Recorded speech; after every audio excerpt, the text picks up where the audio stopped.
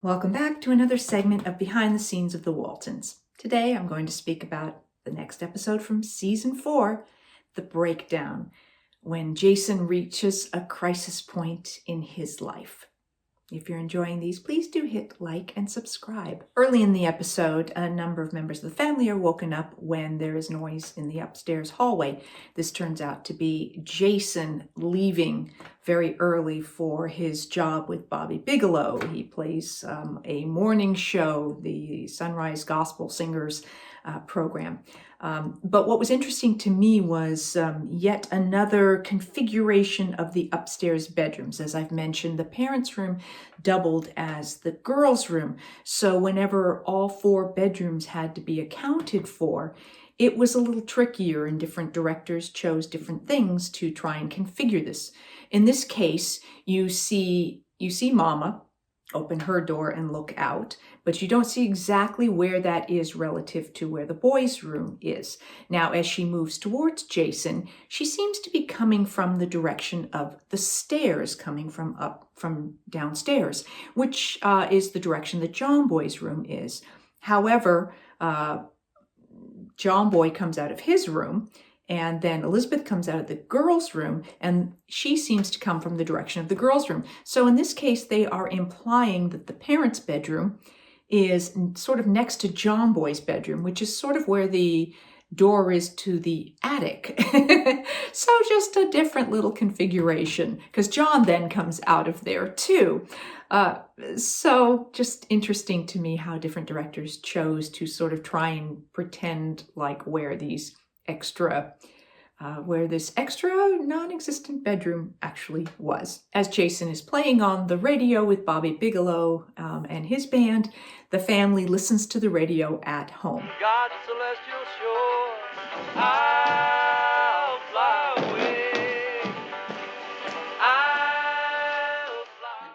Jason is finding that he is stretched too thin. Bobby Bigelow is putting all kinds of responsibility on Jason because Jason is competent and takes care of these things. They have Bibles they need to sign and send out. They have fan mail that he wants Jason taken care of. He wants Jason there to help set up for shows they're doing. So it's double duty because they do this morning radio show, which is very early, and then they end up with gigs that they are playing at night at, much to Mama's dismay, honky-tonks or bars or things like that. So we're sort of traveling around and playing different venues like that. So it means that Jason is really burning the candle at both ends.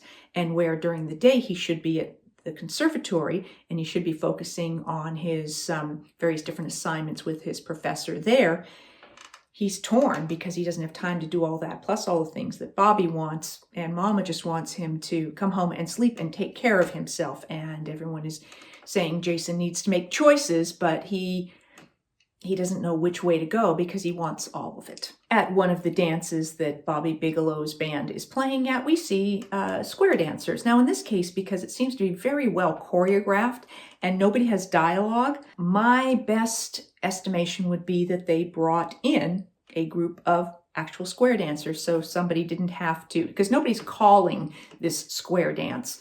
So I think that they brought in a group of people that actually danced this together before, and that way they serve as the dancers and sort of background extras, but they don't have to take the time to teach a dance to them. The character of Betsy reappears in this episode. We saw her in the episode The Song when Ben and Jason both had a crush on the character that Erin Moran played. Betsy is flirting with everyone. She thinks Bobby Bigelow is just dreamy, but she has a boyfriend. And when he sees Jason talking with Betsy, he kind of gets in Jason's face about it. And then he goes after Betsy at one point, and Jason steps in because the boyfriend is being really physically aggressive with her. So Jason steps in to protect her, gets punched in the face, and then gets in just a little scuffle with the boyfriend, gut punches him. Sheriff steps in and takes the boyfriend away, but Jason is left with a black eye and a very grateful Betsy.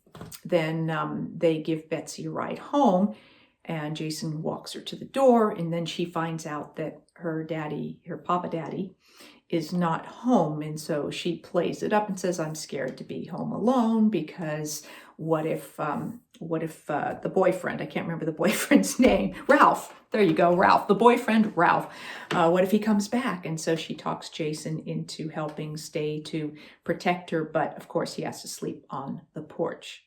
Mama has stayed up because Jason didn't come home, so she's very worried. She has sent John Boy and John out looking for Jason. They don't find him.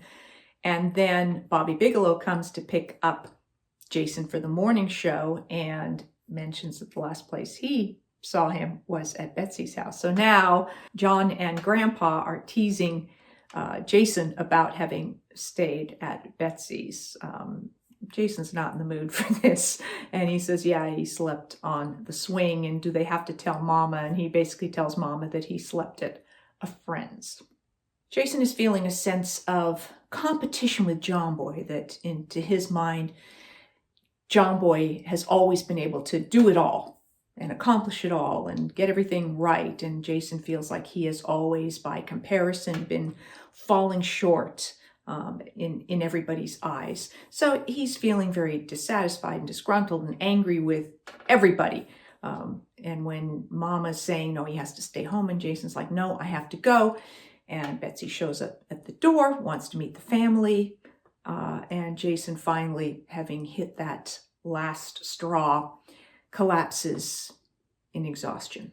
A beautiful scene between Jason and Olivia where they talk about life, and Olivia talks about Jason when he was little and how determined he was to do things and how she always wanted to try and protect him, but that, John helped her and told her that she couldn't always follow him and pick him up and protect him from everything, and that she had to learn to sort of let him go as he was learning to walk and take his falls and stuff, and that she realizes that she needs to do that with him now as he is, becoming an adult. He's 18. She can't run his life. And Jason also realizes that, he needs to make choices, better choices for his life, and organize it better so that he can actually accomplish more and not just collapse from exhaustion. Once he's had some time to rest and be more himself, Jason has a conversation with Bobby Bigelow, played by actor Maeve Nutter. Maeve did any number of episodes during the course of the series as Bobby Bigelow and with the Haystang Gang. And Maeve in real life is a singer, songwriter, and musician. So everything that you saw Maeve doing as Bobby Bigelow was really him playing and singing. So ultimately, Jason has a conversation with Bobby, and they clear the air, and Bobby agrees that there needs to be more shared responsibility from the members of the band and stuff, and that Jason can't take it all on himself. And then he has a similar conversation with Betsy about if they're going to try this relationship, that it needs to be give and take, and that it can't be all on her side. She can't have all her expectations that Jason will always be there and give her time. And she professes to be totally fine with all of that. And so theoretically, they're going to see where this goes. We didn't really see that relationship develop. So clearly it was a one and done in terms of an episode. And Jason, sometime when we didn't see it, he and Betsy parted ways. We just never see it on screen. That's what I have for you for this segment of Behind the Scenes of the Waltons about the episode The Breakdown. I'll be back with more Behind the Scenes of the Waltons, more Ask Judy. Thanks for watching.